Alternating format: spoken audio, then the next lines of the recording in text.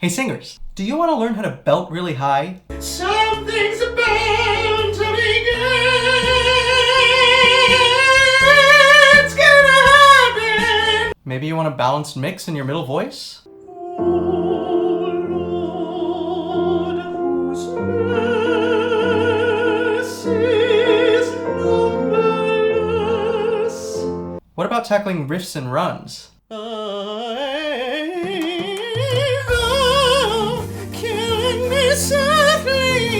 So what do these three things have in common? In order to tackle any of it, you need balanced registers. What the fuck? Hi, I'm Lucas. I'm a countertenor, content creator, and voice coach based in Boston. Today, I'm creating this video for you to teach you a bit about balancing your registers in singing. Balancing your registers is absolutely foundational to all genres of singing, and once you hear how it works, you'll literally never unhear it. I'm here to tell you that if you struggle with range, flexibility, stamina, or intonation, balancing your registers may be a huge part of your solution. And I'm going to show you how to do it, but I have two things I need to say first. Number one, this is not a substitute for regular meetings with a qualified voice teacher. If you'd like for that teacher to be me, I think that's great. Check out my website, fill out a contact form. I'll be in touch within 48 hours. Know that this is not the same as having a voice lesson because there's a pretty crucial element missing here, and it is that I cannot hear you, which means you're missing out on the element of feedback on your specific vocal strengths and specific challenges that you might face with this exercise. Also, my dog says hi. Some of you watching this video might also work with a teacher regularly. I'm gonna go ahead and cover myself here and say that if anything I'm saying here disagrees with what your teacher is saying, go with your teacher. If you feel what your teacher is saying isn't working for you, talk to them about it. If that conversation doesn't go well, maybe find another teacher. But I'm definitely not trying to undermine other completely valid methods of pedagogy and teaching. The second thing I have to do is I have to ask you to do the thing. I'm sorry, but find that subscribe button below this video and just smash that thing for me. Seriously, it just means the world to me and it helps my content get out to the widest audience possible. Did you do it? Did you do it? Thanks, sweet. Now let's talk registers. First, I need to explain what a register is, and I'm going to do that as quickly as I can. Widely considered to be the father of modern vocal pedagogy, an excellent performer in his own right, and the first man to deign to stare into the void of your throat to try to see what's going on there, Manuel Garcia provides us with an excellent definition of register.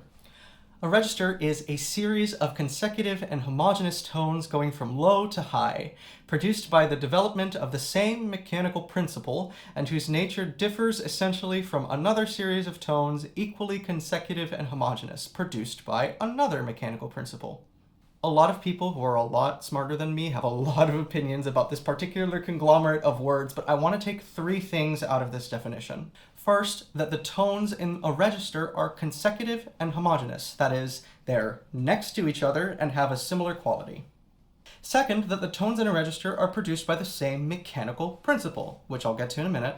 And finally, that their nature is different from that of another series of tones, or they have a different quality from tones in a different register. Still with me? Great. So let's talk about this same mechanical principle business.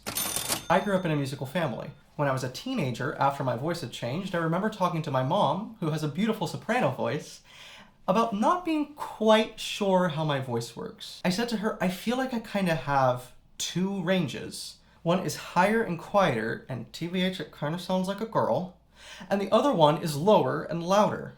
In fact, this was perfectly normal, but if you've never formally studied singing, you may have never heard of this phenomenon. What my adolescent self had just discovered were my primary registers. In modern singing parlance, they're often referred to as the head voice and the chest voice. So, we're gonna find these together. This is gonna feel a little weird, but just come along with me. I want you to introduce yourself as you would to a friendly colleague. Say, hi, my name is, whatever your name is, in a relaxed and comfortable range, but before you do it, I want you to lay the palm of your hand right below your sternum. Don't worry, I'm not looking because I'm not omniscient. Great, so you've just discovered your chest voice. And as you may have noticed, the chest voice is so named because many folks experience sensations of vibration in their chest when they speak or sing in this register. Cool. So what about the head voice? This one's a little trickier, especially for male-identifying persons and people who have undergone testosterone puberty or HRT. But you might discover it by the sound you make when you're at a game and your team scores, or you're cheering for your favorite performer at a concert. Make that sound? Woo! Yeah, there you go. Congrats, you've just discovered your head voice. Great, so we recognize that these are two sounds that are fundamentally different from each other. They're produced by different mechanical principles. So let's make some contiguous tones with them. Great. Awesome, so that's easy enough. We can work in a decent range and it'll feel fine, but what happens if I need to go from this note to this note?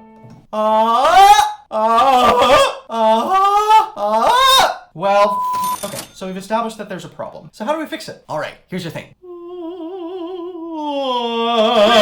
Damn it, no, Waluigi. So this is an exercise that was introduced to me by my voice teacher, Dr. Ian Howell. We worked on it together in my very first voice lesson with him in 2017. And in my memory, I sounded a little something like this. But that's exactly the point! The point is to try to move smoothly between head voice and chest voice, passing through all of the middle points in between. It's derived from the work of a great voice mind, Cornelius Reed. Reed posits that because the muscles that act on the voice are involuntary, we have to determine what we can actually do to effect changes towards balanced registration. He decided that we have 3 major tools, and this exercise is going to mess with all of them. They are pitch, vowel, or timbre, and intensity. So pitch, vowel, and intensity are going to be our tools to execute this exercise successfully. But instead of treating them like a light switch that we suddenly flip on and off, we want to treat them like a dimmer. I'll show you what I mean. On pitch, we don't want but nice big slide between the two like you're a trombone. It's just on vowel, we don't want ooh-ah, but ooh.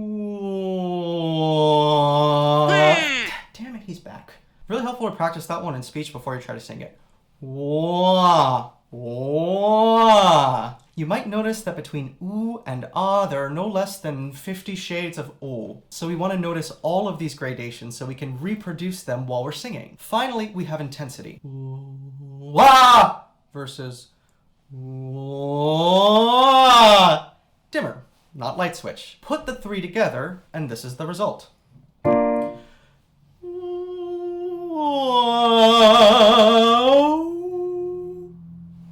Easy, breezy, beautiful.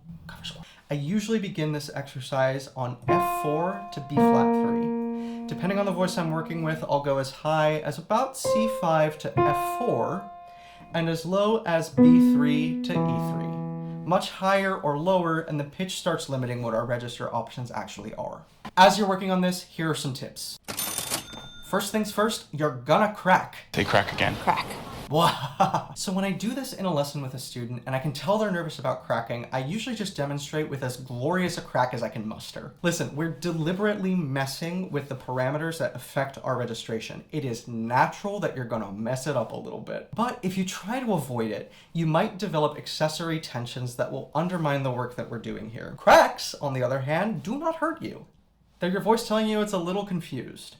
If you sing fully through the crack, it'll work itself out with time. So make space for some weird sounds. I promise you, nobody's gonna judge you. Number 2 is one thing at a time. If you're struggling with this exercise, you can simplify by bringing your attention to just one of our 3 dimmers. We've already tried it with speaking the vowels slowly. Whoa. Now for this repetition, I'm gonna focus on intensity, but what I'm gonna do is I'm gonna remove pitch. It's gonna sound like this.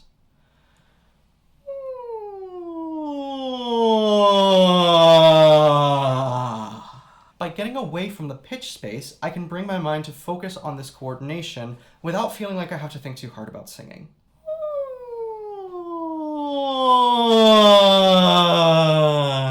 You're not singing, you're sound making? Generally, people have the idea that slowing it down is going to make it easier, and sometimes that's true, but for this exercise, it'll actually make it much easier if you speed up. If you don't believe me, check this out. Take your arm, move it really slowly from a straight position to a bent position, and then notice what happens. Okay, see that stutter? I didn't do that on purpose. Try it yourself. The coordination is much harder slowly, but quickly, no stutter. Cool. So you're off to the races. Come here, Tino. Here comes the boy. Oh, thank you. Oh, thank you. Again, if you enjoyed this video, please like and subscribe. And if you think you might be interested in doing some more work with me, check out my website and fill out a contact form, and we'll see if we're a good fit. All right, friends, thank you so much, and I hope you enjoy working on this exercise. All right, folks, stay slidey, stay glidey, stay honest, stay you.